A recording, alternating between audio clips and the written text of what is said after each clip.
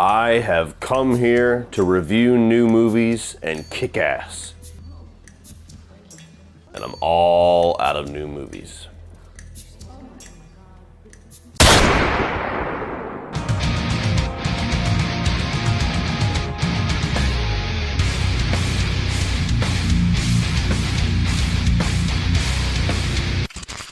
So They Live tells the story of a homeless man who discovers that aliens are living among us and controlling our society. What's up everybody? Welcome back to another John Carpenter review. It's been a while since I've done one of these, and I'm not doing it alone. If you guys have seen a couple of my other reviews, like In the Mouth of Madness, I know we did it together. My buddy Durbin from Durbania actually brought this idea to me. He had a patron request, and I'm like, hell yes, I'll review They Live with you. So once you're done watching this video, guys, please check out Durbin's review. The link will be down below to his review. Check out his channel, hit the subscribe button, hit the like button, share it around, leave a comment saying that Cody brought you over there. And, as always, please like and share this video here if you enjoy it. Share it around so we can get some eyes on it. And if this is your first time checking out my channel, hit the subscribe button on both of our channels. That would be awesome. Also, guys, speaking of patron requests, yes, Patreon is also the best way to support this channel as well. So if you've not already, please consider checking that out. The link down below will be for that as well. Great way to support this channel, help this channel grow, and a lot of cool exclusive privileges such as Patreon requests. So please check that out. Now, let's talk about They Live. So They Live was actually one of the John Carpenter films that I got to later in life. This is not one that I grew up with. This is not one that was kind of like nostalgic for me. This is one that I actually saw for the first time maybe 3 years ago or something like that. Whenever they came out with the Scream Factory release, I believe, is when I bought it. And this is one of his more underrated movies, I would say, because it's not really ever been up there with movies that critically people say is John Carpenter's best, but I always thought that it was one of his smartest movies. And that's actually my first positive for They Live, is the writing, the script for this film. It's very smart and very creative with the way that it kind of weaves in social commentary into his films. Now, he's had social commentary in his movies before, but this one's very prevalent. This one's definitely talking about consumerism and, you know, bending to the will of the government and things of that nature. When you have the main character played by Roddy Piper walking around with these glasses and he sees like this 1950s B-movie version of what's going on, and, you know, billboards say obey or consume or, you know, don't ask questions and things like that. That's kind of a very on-the-nose way of representing how a lot of us consume media and how a lot of us consume the information that we're given. We're given whatever they decide to give us, and if you don't decide to ask questions, you're basically just swallowing whatever they give you. And it's a movie that kind of speaks out against that a lot. And I think that it does it in a very fun way. It doesn't necessarily beat you over the head to where if you're not necessarily on that camp, or if you don't think it's a big conspiracy, or, you know, if you like everything that you're being told, it's not a movie that will offend you. It's a movie that just has fun with the concept and at the same time delivers a lot of thrills, a lot of fun, while making you think a bit. And I love the aesthetic that he uses, just the stylistic choices to kind of get that message across. Like I already mentioned, kind of the glasses making everything look like 1950s B movies, where everything's black and white and simplified. Even whenever you get like the UFOs or the little drones that come through with the cameras, it's very like purposely cheesy, old school, and I love it. I think that it actually adds a lot of fun and a lot of like humor to the situation. It's not like a big spectacle, you know, it's not like The Thing. It's not something that you remember for its practical effects. It's not something that's trying to break through the mold.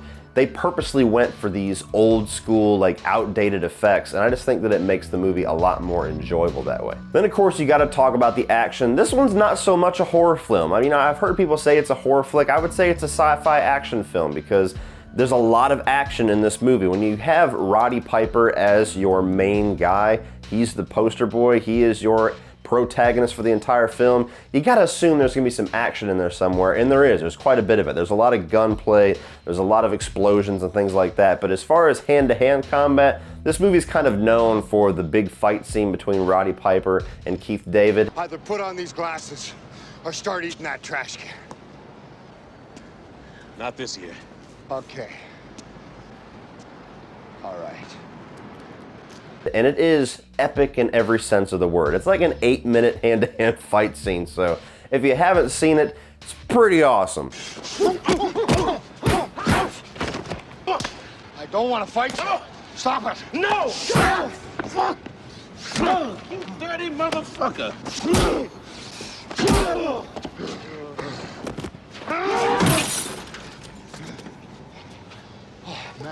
I'm sorry.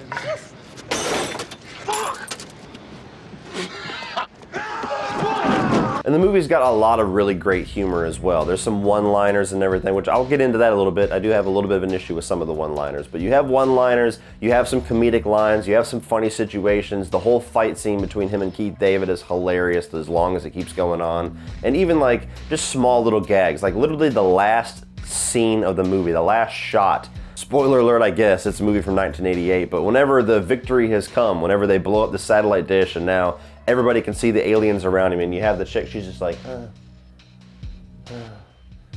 then looks down, he's like, what's wrong, baby? And it's a fucking alien. That shit cracks me up every time, and the movie literally ends on that note. There's a great sense of humor in They Live. Now moving on to things that I'm mixed about, it's the one-liners. And it's not because I don't like the one-liners, that's not because the movie doesn't fit with the one-liners, it's not because Roddy Piper's delivery.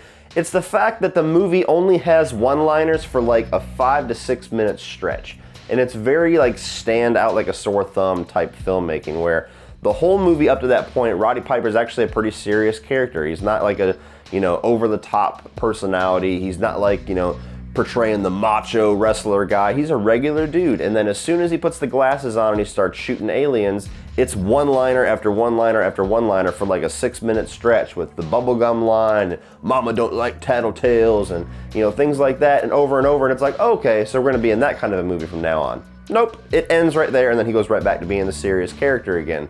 And so it's when I watch it, I enjoy it. It's not like it stands out, it's not like it annoys me, but it is something that it definitely makes me think. I'm like, why didn't he have more one-liners throughout the movie? Like, why wasn't that more of a consistent tone throughout? Why was it just in that one little stretch at the beginning of Act 2? You're okay. This one, real fucking ugly.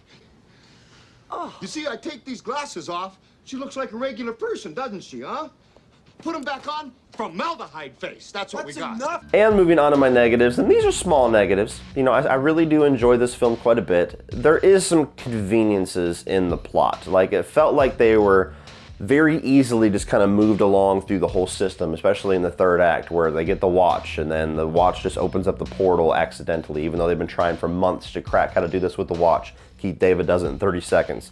And then they end up into this little underground bunker which somehow links to a space station as well as this TV station. Never quite figured out that. And it just feels like the third act of the movie is very, okay, get him to the climax, get him to the victory now. And it felt like it could have fleshed it out a bit more. It felt like there could have been more of a struggle to get there, or more discoveries or something along the way. Again, small negatives. It doesn't take anything away from the movie. This is a glorified B movie at its heart. But it does stand out to me where I'm like, how does that work? Hey, fellas, I got a couple of my buddies here. Thought I'd give them the grand tour. Think we can go inside? Be serious. You have your authorization cards. Right here. Watch the door. And I've also never liked Meg Foster's character. I believe her name was Holly. This is a girl that just randomly Roddy Piper comes into contact with whenever he's had his little killing spree. And then, he tries to tell her, she throws him out of a window. He sees her later on where she kind of puts on this facade like, okay, I didn't know, I'm sorry. And then all of a sudden that's like, it's not so much a love interest, but it's like, that's the person that he really wants to stick with through the rest of the movie. And again, spoiler alert, it's a movie from 1988, but she ends up being one of the contributors to this alien world. She's a compliant person, whatever you want to call it. She's part of the team Alien, and she shoots Keith David at the end and basically starts to screw up Roddy Piper's plan in the last frames of the movie. And I'm like, how did you not know that was gonna happen? That bitch is crazy. You can look at the way that she talks and you can tell that she's fake as fuck. So I don't know. Again, B movie at its heart, I get it. But as second she comes on screen, even the first time that I watch it, I'm like, I don't trust her.